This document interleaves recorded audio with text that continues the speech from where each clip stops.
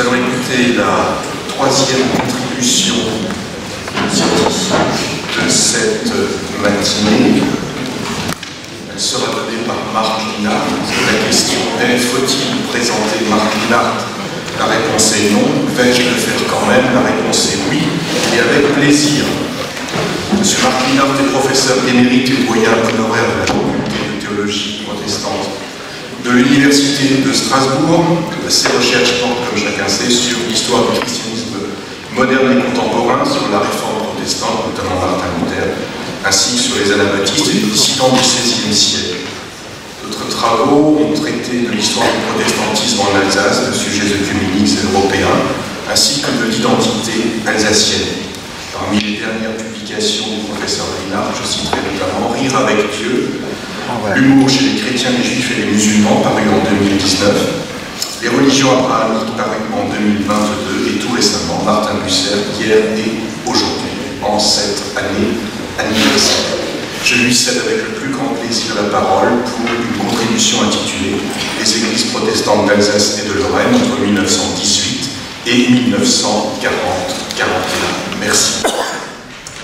Merci.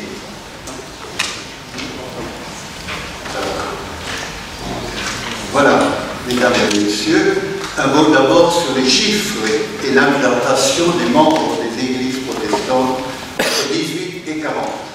D'après les statistiques publiques de 31, il y avait à cette date 250 000 protestants membres des églises protestantes officielles, ce qui représentait 21,4% de la population globale de la nation.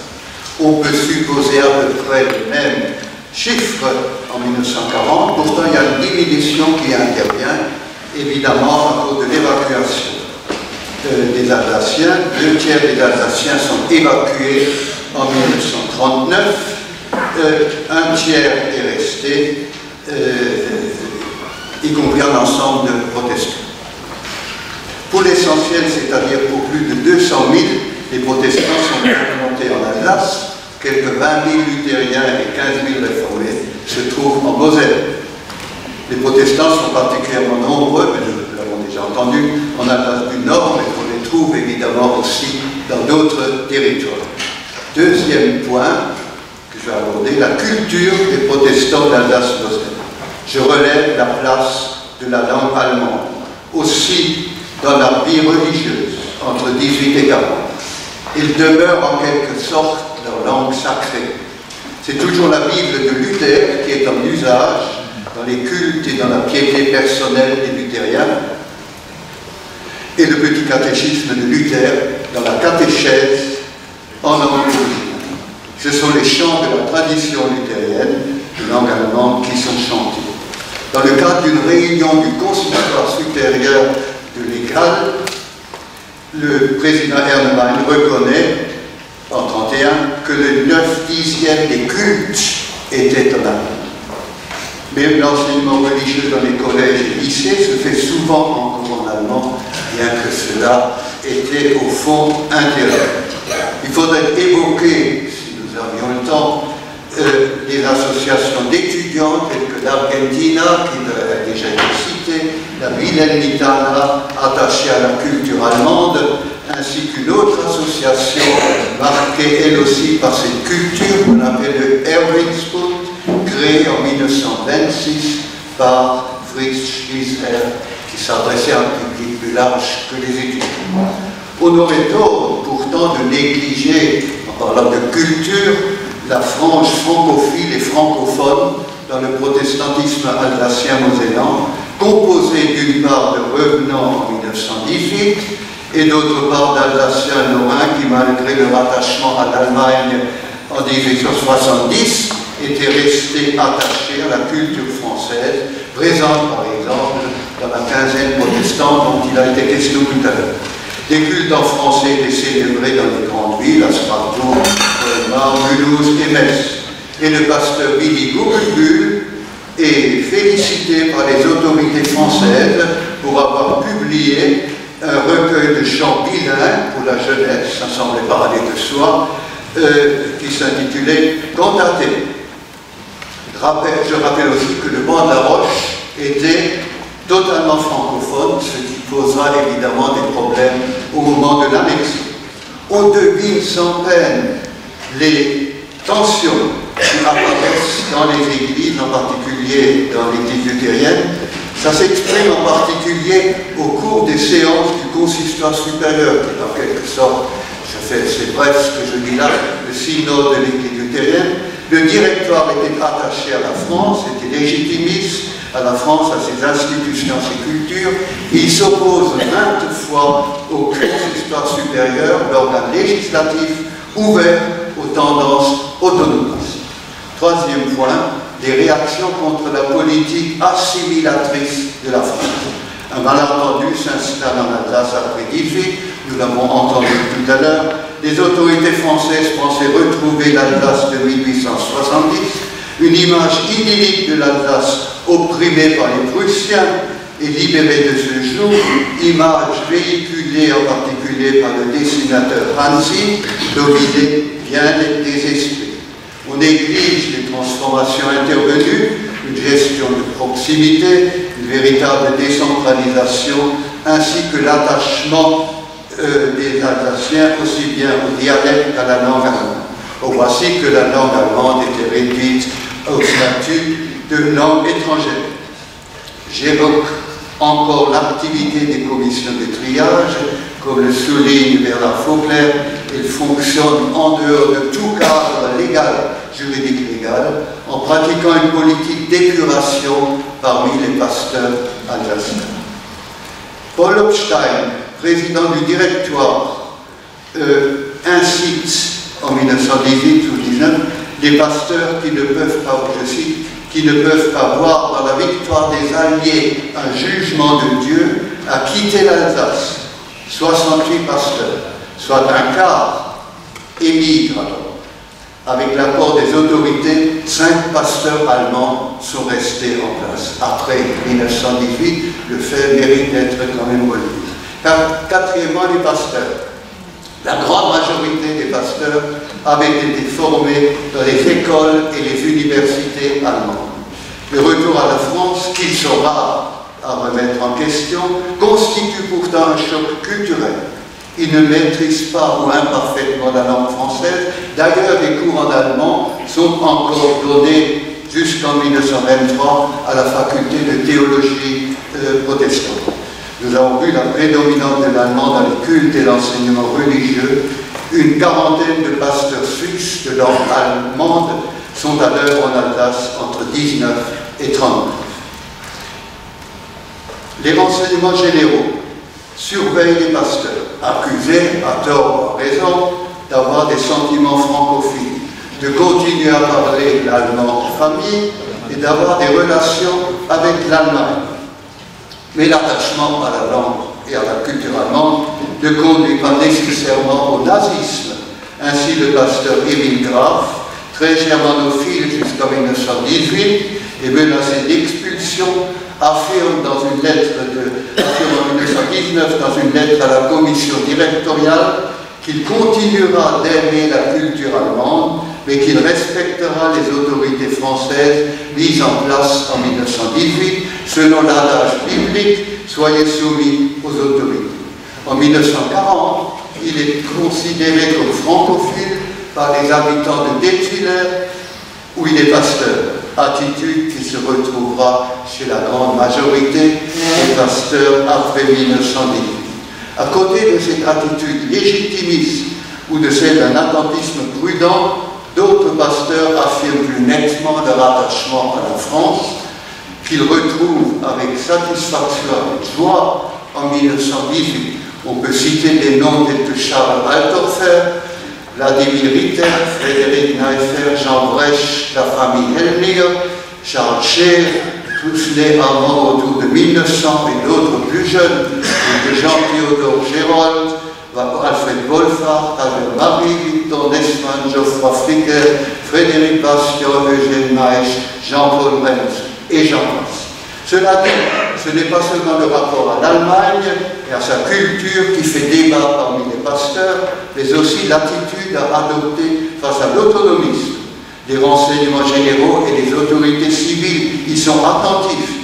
connaissent et vilipendent les 7 pasteurs qui ont signé le manifeste du Heimatbund en 1926. Parmi eux aussi, le pasteur réformé de Metz, Adolphe Bloch. Ce dernier, accusé d'avoir des sentiments anti-français, se justifie dans une lettre adressée le 7 septembre au président du Conseil synodal, je cite, en 26, « Comme la grande majorité des pasteurs d'Alsace-Moselle, je suis convaincu que l'Église protestante ne pourra poursuivre son œuvre dans notre pays qu'en conservant l'usage des cultes et de l'instruction religieuse en allemand. » Fin de citation. Les renseignements généraux ont établi la liste de ceux qui étaient abonnés à la Zukunft, un journal autonomiste. Morel et Hirzel collaborent même à la rédaction du journal. Les renseignements généraux vilipendent aussi quelques pasteurs qui ont influencé leurs fidèles lors des élections de 1928. Il est question aussi, évidemment, dans les dossiers des renseignements généraux, des membres de la Jungmannschaft, organisation autonomiste ou séparatiste fondée par Hermann Michel.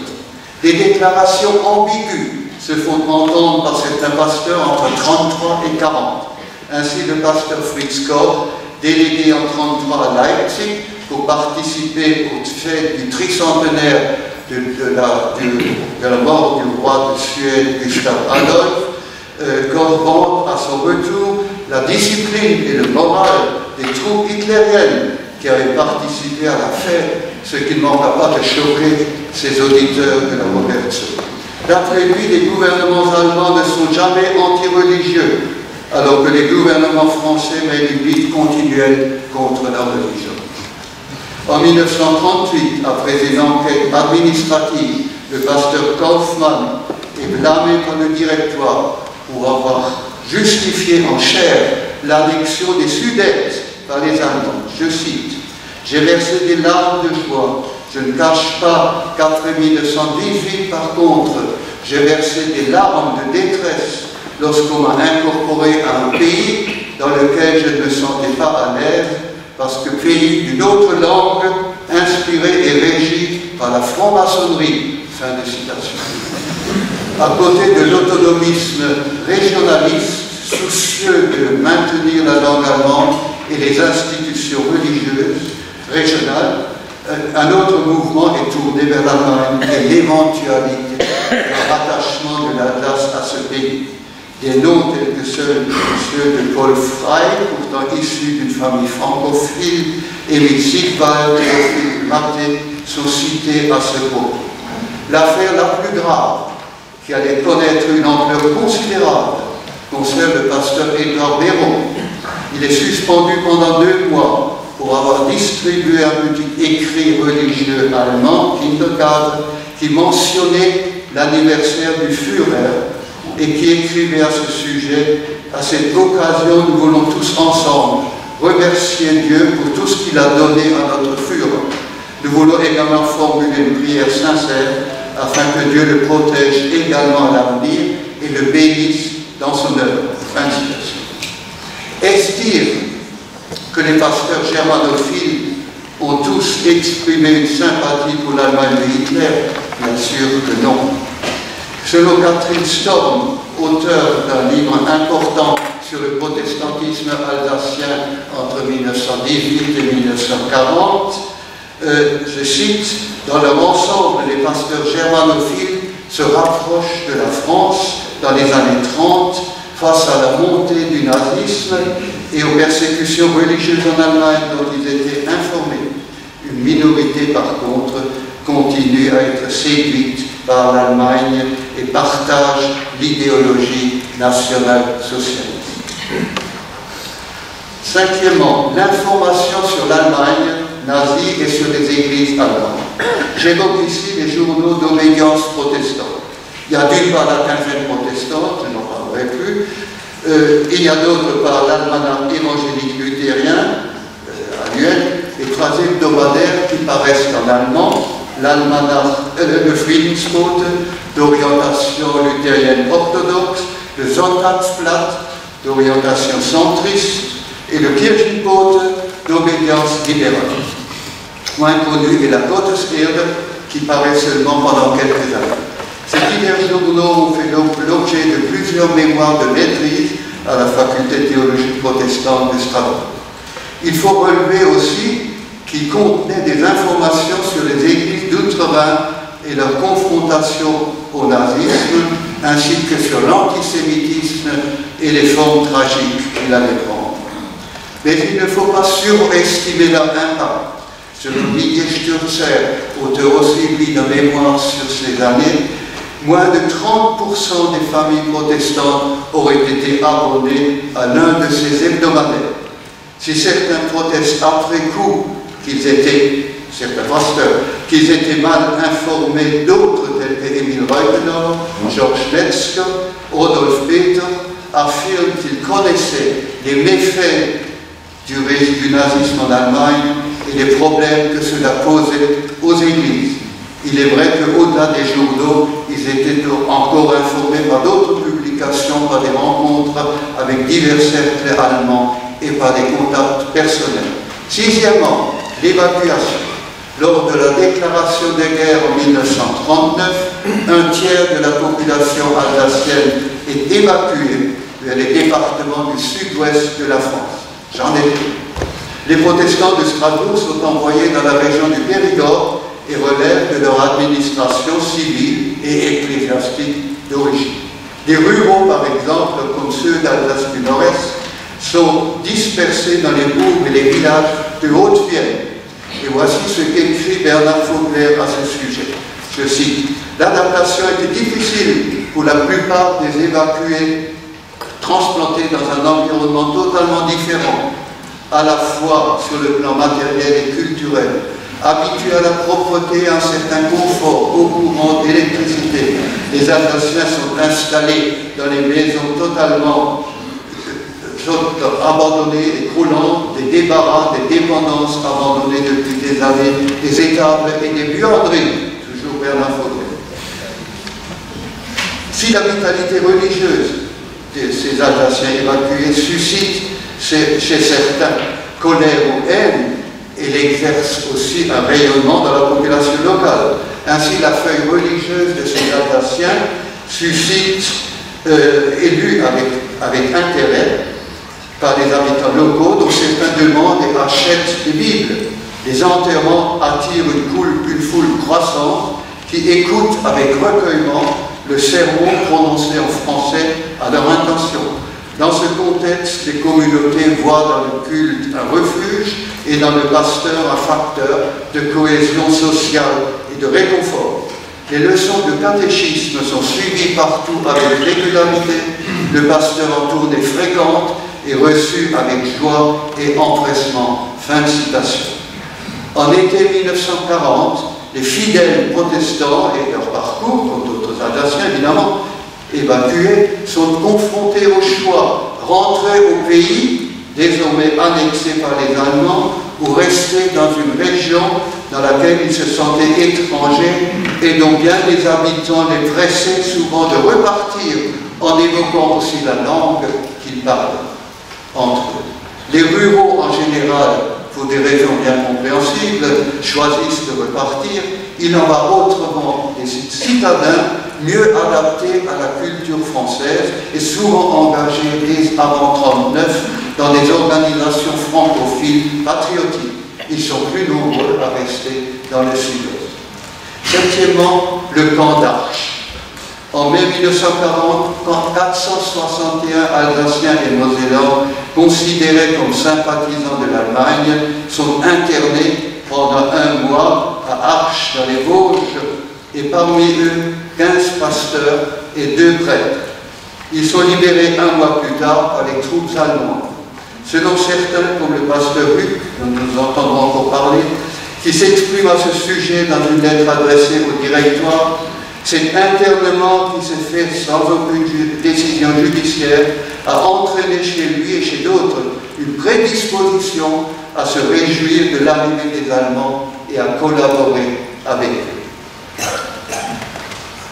Un mot sur une réaction lorsque les interdits de ce camp étaient libérés. Dora Westphal, une fille de pasteur, internée à Arches, évoque dans ses souvenirs le chant des prisonniers lorsqu'ils sont libérés. Ils chantent, nous donnons à la côte, mais quand ils entendent les chants nationaux allemands, ils hésitent, conscients, semble-t-il, de l'incompatibilité du nazisme avec la foi chrétienne. Mais elle est émue, écrit-elle dans ses souvenirs, par le bonheur de ces vieux messieurs, heureux, je cite, de retrouver une patrie. Fin de citation. Huitièmement, le statut des pasteurs. En juin 1940, l'Alsace et la Moselle ne sont pas seulement occupées, comme sera une partie de la France, mais annexées. Annexées sans que cette annexion ait fait l'objet d'un traité officiel. Le 23 juin 1940, Karl Maurer, pasteur à Schwingratzheim, est chargé par les autorités allemandes, c'est-à-dire Robert Wagner, qualifié et appelé chef der Zivilverwaltung, de diriger l'église de la confession d'Augsbourg. Je cite encore, en l'absence du président empêché d'exercer cette fonction. Cette église s'appelle désormais Evangelisch-Lutherische Landeskirche des Elsass. Comme le souligne l'ancien secrétaire général de l'ECAL, Striebeck, dans un rapport très important de 1948, la nomination relève expressément la nomination provisoire, le caractère provisoire de cette mesure. On peut éventuellement avancer l'idée que Wagner aurait préféré nommer quelqu'un d'autre, peut-être un Deutscher Christ allemand. Ce n'est qu'une hypothèse pour l'instant non confirmée. Le nom de Maurer lui a été proposé par Robert Ernst, homme politique d'origine alsacienne, revenu avec les Allemands en 1940. Maurer, dont il sera question dans un autre exposé, s'était fait connaître avant la Première Guerre mondiale par l'élaboration d'une liturgie, par la rédaction du Kirchenbote, l'hebdomadaire que j'ai déjà signalé, mais aussi par une participation active au mouvement autonomiste, ce que lui avait valu d'être interné à Arches. Le 13 août 1940, les églises sont informées que le concordat, comme les articles organiques, ne sont plus valides dans l'Alsace devenue allemande hitlérienne. Les églises deviennent des associations de droit privé autorisées à prélever des contributions de la part de leurs membres, mais soumises à l'impôt. Même l'offrande des cultes était soumise à l'impôt. Une ordonnance du 29 octobre 1940 officialise la séparation de l'Église et de l'État. En principe, les églises sont désormais indépendantes de l'État. Elles peuvent nommer librement les ministres.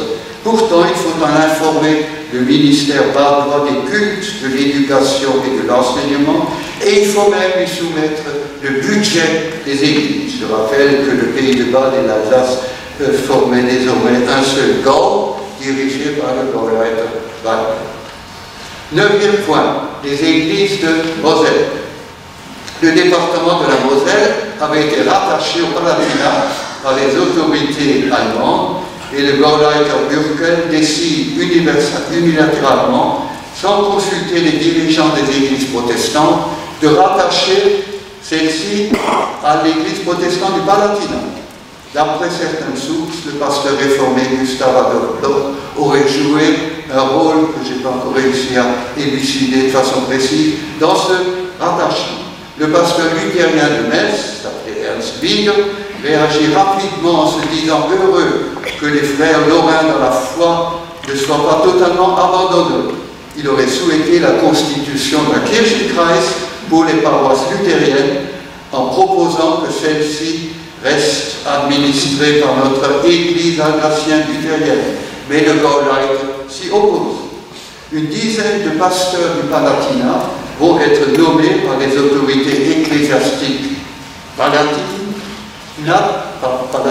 sans consultation des autorités strasbourgeoises, sans doute pour pallier un manque de pasteurs en Alsace-Moselle.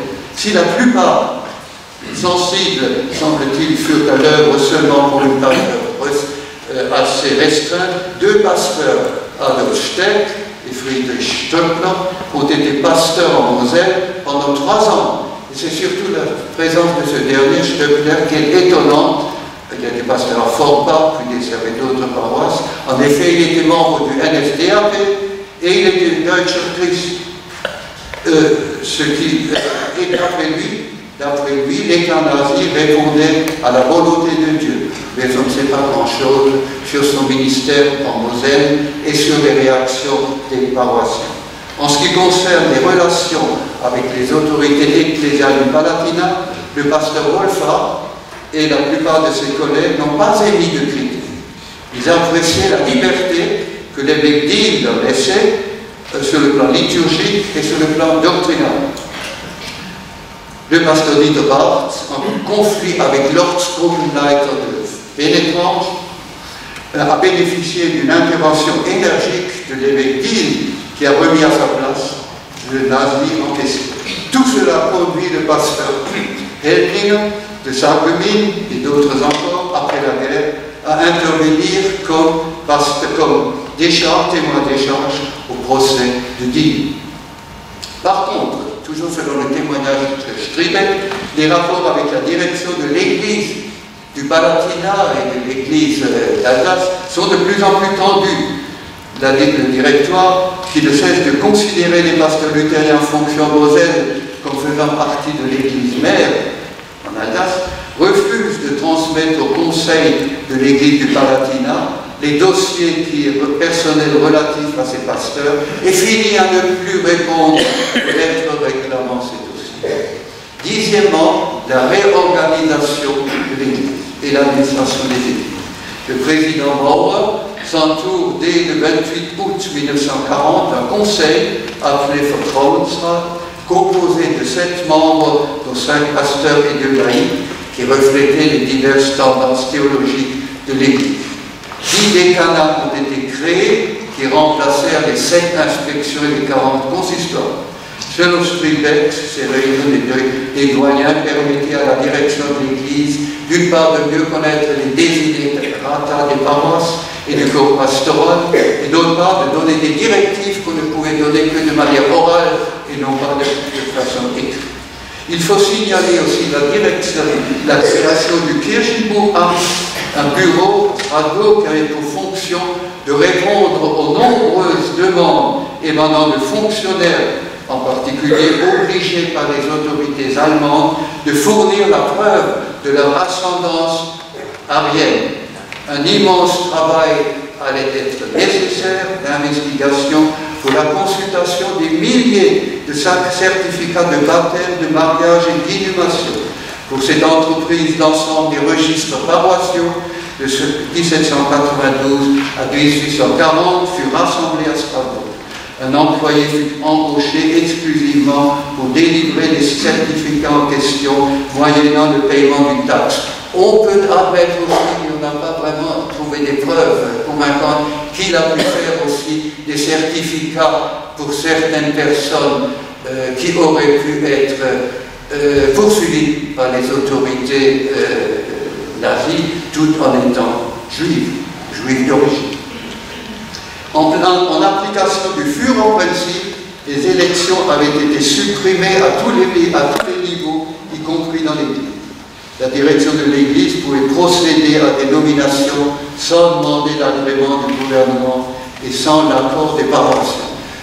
Pourtant, ils ont pris bien soin, à la direction de l'Église, de toujours aussi quand même consulter les autorités locales des paroisses. Il faut dire un mot dont parle aussi Striebeck dans son rapport, à savoir de la mise sous séquestre des biens et revenus de toutes les associations paroissiales de jeunesse. Il s'agissait en fait d'une véritable spoliation, la mise sous séquestre des bâtiments ou le prélèvement d'une taxe de 16% sur leur valeur qui visait en fait à enrichir le Parti national socialiste. Dans certaines localités, ce sont les organisations du parti qui occupent les locaux, qui soit appartenaient aux paroisses, soit été utilisés par elles depuis longtemps. L'administration allait plus loin et voulait imposer à toutes les communautés un contrat qui limitait à 5 ans l'usage des églises et des presbytères, moyennant l'engagement de l'entretien et le paiement d'une taxe d'habitation. Malgré les protestations de Morlaix, les paroisses ont dû s'y soumettre. Le rappel Stribeck évoque la dissolution du groupe de jeunesse, associations paroissiales et autres.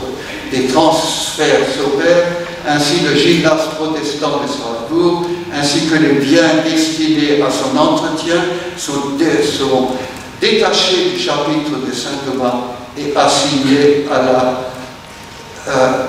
mairie de Strasbourg. Un fonctionnaire de la mairie de Strasbourg aurait voulu aller plus loin en réclamant encore d'autres biens appartenant au chapitre. Mais le président et le gérant des fondations de Saint-Thomas obtiennent gain de cause, les biens en question restent propriété du chapitre. 12e, le régime des cotisations et la réorganisation de la trésorerie. Suite à la séparation entre l'Église et l'État, l'Église doit couvrir par ses propres moyens les dépenses impliquées par sa vie et son fonctionnement, y compris celles assurées jusqu'à présent par les départements et les municipalités. Elle dispose certes des revenus tels que les quêtes à l'issue des cultes, le fermage des terrains, le loyer d'immeubles ou des versements à l'occasion de casuels, mais tout cela est insuffisant. Alors, par décret du 29 octobre 1940, l'administration civile, Wagner, introduit en Alsace le régime des cotisations. La direction sur la base du revenu que payaient les différentes personnes. La direction des impôts était toute disposée à fournir aux églises tous les renseignements qui étaient nécessaires concernant les revenus déclarés, ce qui aurait évidemment facilité grandement la taxation. Mais l'administration civile lui interdit de seconder les églises. Alors l'Église protestante réussit du premier coup à gérer le problème en faisant appel à l'aide bénévole de laïcs qualifiés. Dès le premier exercice, les résultats sont si satisfaisants que la direction de l'Église elle-même en est agréablement surprise. Le rendement augmente dans une telle mesure que le directoire elle-même a même de créer des fonds de réserve auxquels elle pouvait verser des sommes importantes, même lorsque l'État supprime prématurément les subventions qui avaient été promises pour 2 ans. La situation matérielle de l'Église était meilleure qu'auparavant.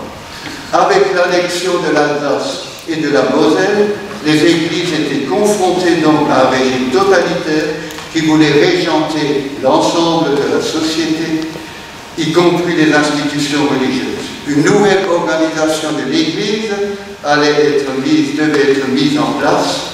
Dans un autre exposé un peu plus tard, il sera question plus spécifiquement des pasteurs et de leur réaction face à l'annexion et de l'exercice de leur ministère pendant le temps de l'annexion.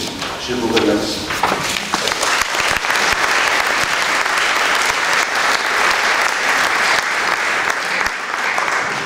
C'est nous qui vous remercions d'avoir dressé cette vaste fresque de l'histoire des églises protestantes dans la guerre et d'avoir mis en évidence les différents aspects de leur vie. Je suppose que des questions vont être adressées au professeur Linhart, et donc n'hésitez pas à lever le doigt pour vous manifester.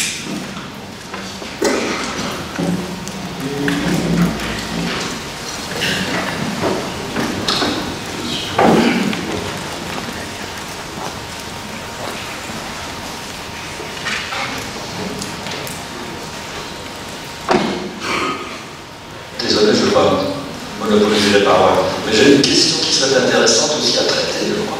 C'est pendant la guerre donc de 40 à 45, la survie de l'État à Vichy, avec versement des salaires, etc. Je crois que ce serait un sujet tout à fait intéressant. Et une autre remarque aussi sur des finances florissantes pendant la guerre, donc de l'église de la Landeskirche d'Alsace. Pour avoir vécu quelques années dans un système communiste en URSS, effectivement, il se pose un problème. On pense certainement que les gens avait une tendance à montrer leur opposition politique, justement, en fréquentant les églises et en assurant le soutien populaire aux églises pendant cette période, un peu comme en Pologne, à l'époque communiste. C'était une manière de protestation, mais je pense qu'il faudrait aussi nuancer, parce que sur le plan économique, il ne faut pas oublier que pendant cette période avait cours une économie de guerre, donc une économie de pénurie pour les biens matériels courants, et que les gens finalement avaient beaucoup d'argent, mais ne savaient pas quoi en faire. C'est une petite remarque annexe. Oui, il faut souligner cela.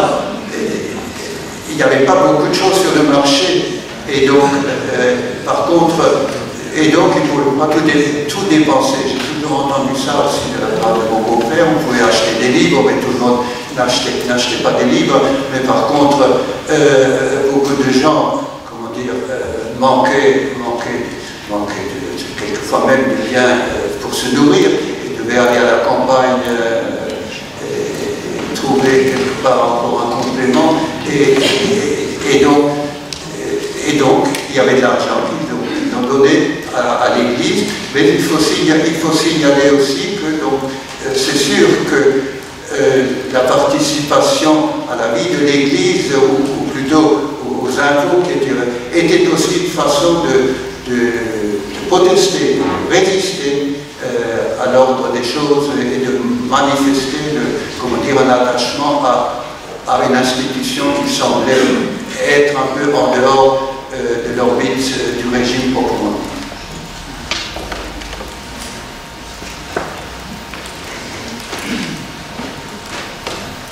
Francis Messner, c'est une question de détail par rapport au rattachement de...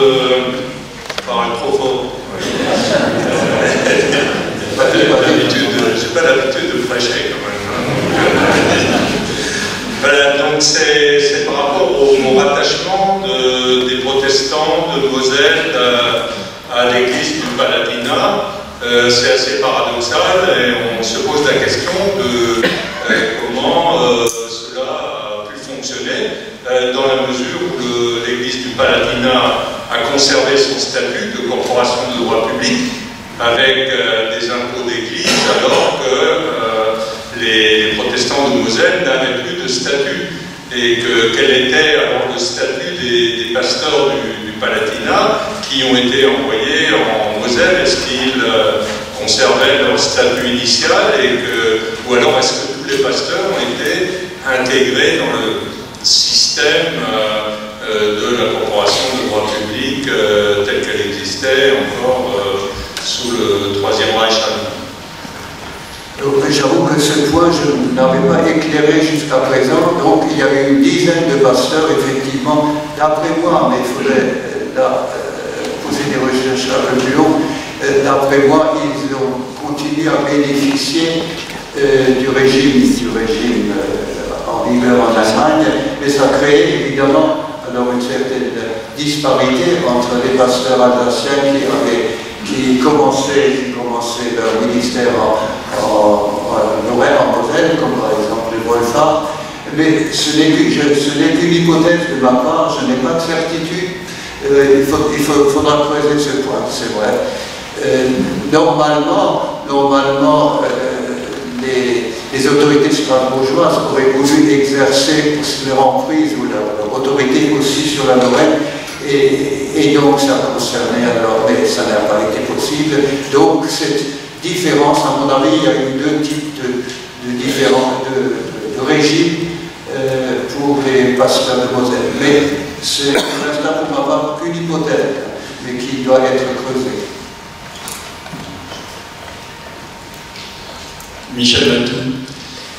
Je reviens sur une question qui est restée sans réponse tout à l'heure du monsieur précédent. Quel était le statut des pasteurs et autres ministres et autres clergés qui étaient évacués à Périgueux ou à Agen? A-t-il été appliqué à eux le concordat et les articles organiques ont-ils été rémunérés par l'État français qui n'était plus souverain, si j'ose dire, en Alsace-Moselle? comment étaient-ils rémunérés, quel était leur statut, et surtout, moi ce qui m'intéresse en tant que juriste, c'est y a-t-il une survie du régime commandataire auprès des ministres du culte qui étaient évacués?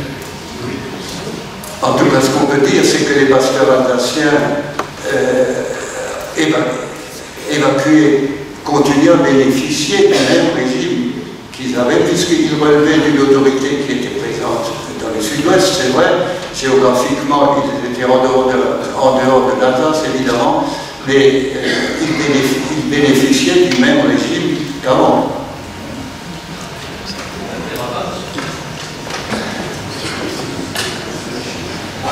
Oui, merci de me donner la parole, Gérard Joyus. Merci beaucoup, M. Linard, pour l'exposé. J'ai une question sur le camp d'Arche, et plus précisément sur les suites.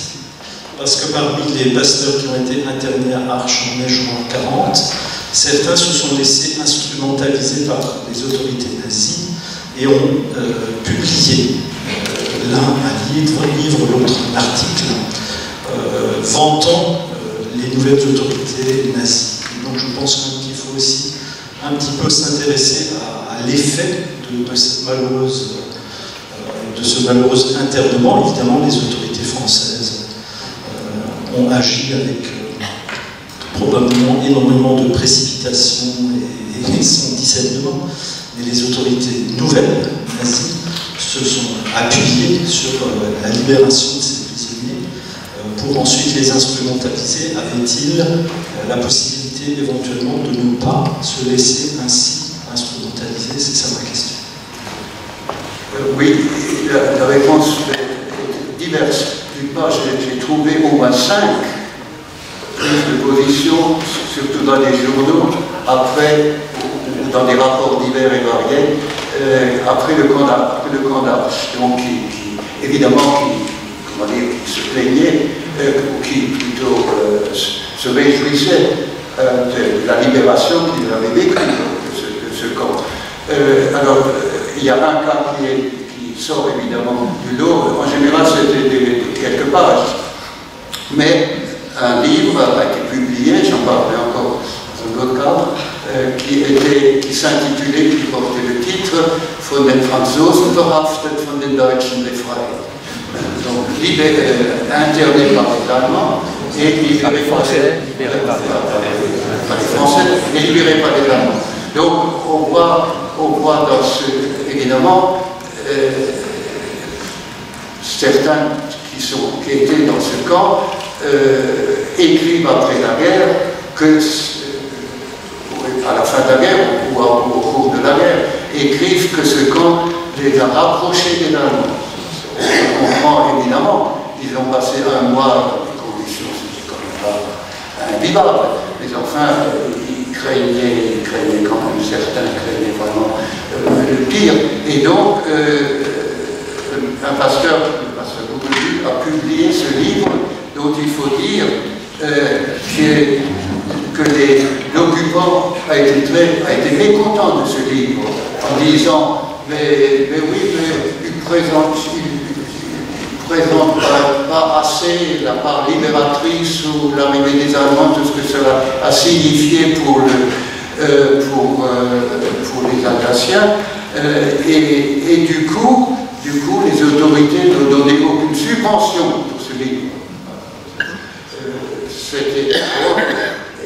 On peut constater de fait que ça a un petit peu accentué la tendance à rejoindre le camp de l'occupant, mais d'un autre côté, ça n'était, au point de vue propagande, aux yeux des Allemands, ça n'était pas satisfaisant. Pas assez, en tout cas. Insuffisamment anti-français. Pardon ? Il était insuffisamment anti-français. Ah oui, il avait raison de dire insuffisamment anti-français. Oui, une question. Concernant les camps, justement, et la politique française vis-à-vis de ces camps d'internement, qui a concerné les Alsaciens, mais il ne faut pas oublier que c'est une vieille tradition qui remontait à la guerre d'Espagne, où on a fait des camps pour enfermer les Espagnols. En plus, la politique n'était pas forcément très intelligente. Bon, ça dépendait du ministère de l'Intérieur, peut-être qu'il n'y a pas des gens compétents là-bas. Mais par exemple, au camp des Milles, dans le sud de la France, on a mis tous les Allemands, c'est-à-dire qu'il y avait les Allemands nazis, les Allemands anti-nazis, les Allemands juifs. On a tout mis ensemble dans cette usine de billetterie qui ont dû se débrouiller ensemble. Je ne sais pas comment ça s'est passé. En tout cas, c'était pas triste. En 1939. Alors la question c'est, est-ce que la politique des camps ne serait pas un problème à traiter aussi dans le cadre des recherches à faire? Oui, tout à fait. Un sujet de thèse possible.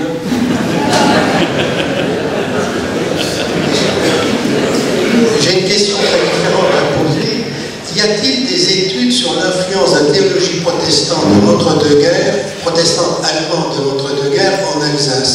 Et je pense en particulier à la théologie politique d'Hahnemann et de Hirsch, et également à la théologie du Volkstum de Gogarten.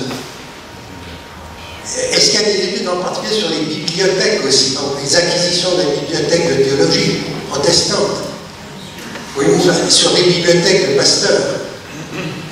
Alors ça, c'est une question qu'on pourrait poser à Mathieu Arnold, qui a fait un livre sur la faculté de théologie protestante de Strasbourg entre 1918 et 1918 et 1940. Est-ce qu'il y a là une influence? Sans doute, vu la composition du corps pastoral alsacien, divisé à peu près en un tiers, je pense qu'il y a en tout cas eu des lecteurs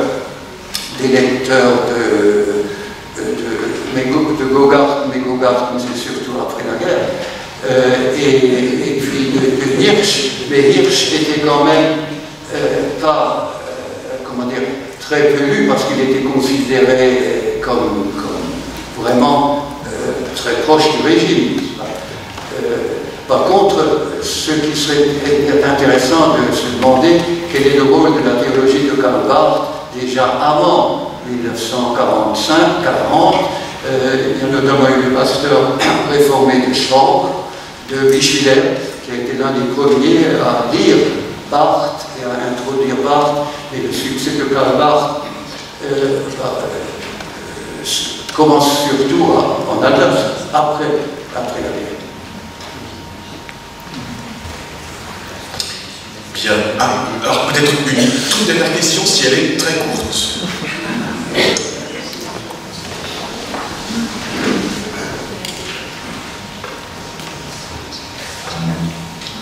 Stéphane Cliqui. Voilà, je suis venu ici avec comme beaucoup d'entre vous, avec un grand nombre de questions.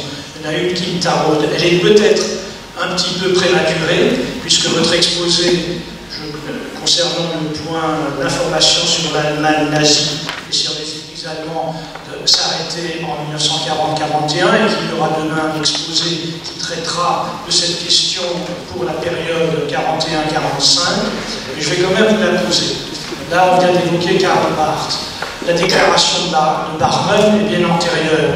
J'aurais voulu savoir comment cette déclaration a été reçue par le corps pastoral en Alsace, s'il a été reçu, et comment se situer en Alsace le partage entre les chrétiens allemands et l'Église confessante, c'est-à-dire entre les Deutsche Christen et les Bekennende Kirche. Sachant aussi, je voudrais rappeler son souvenir, que Richard Thalmann avait en son temps montré que les cloisons entre ces deux conceptions n'étaient pas étanches et qu'on pouvait se rencontrer entre chrétiens allemands et églises confessantes. Voilà, j'aurais voulu savoir, par exemple, parmi les pasteurs, est-ce qu'il y a eu un débat? Est-ce qu'on peut dire que Karl Maurer, dont il sera question demain, appartenait davantage à l'une ou l'autre de ces options? Merci. Alors, ce qu'on peut dire, c'est que les chrétiens allemands ont essayé de s'implanter en Alsace tout de suite, après l'occupation, et que cette tentative a avorté. Alors on a quelques échos. Il semblerait qu'il y ait une première ou une deuxième séance où l'un ou l'autre pasteur dit, je crois que c'est Wolfhard qui a écrit ça, ou Metzger, il y aurait eu l'un ou l'autre pasteur libéral, dit Metzger, qui aurait assisté à une séance où on voulait notamment diffuser un Nouveau Testament libéré de toutes ces influences hétérotestamentaires et bien sûr relativisé, voire d'enlever l'Ancien Testament. Les Deutsche Christen étaient donc une tentative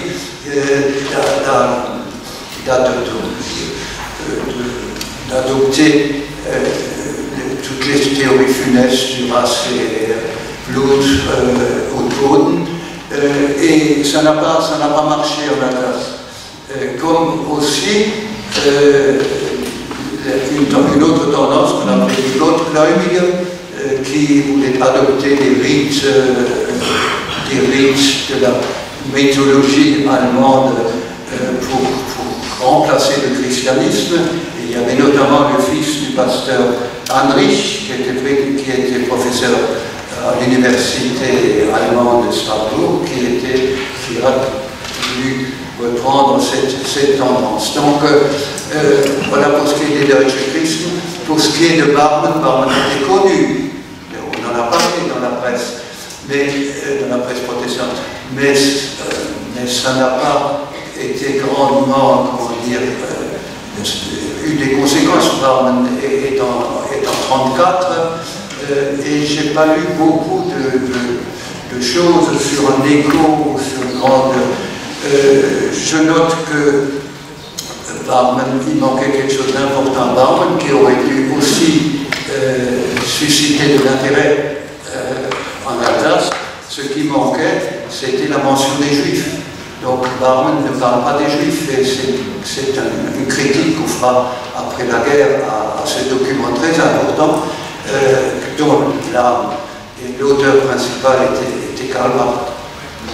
Et Karl Barth lui-même, et sa critique de la Karl Barth est exclue d'Allemagne, je crois, dans les années 1934, si mes souvenirs sont exacts.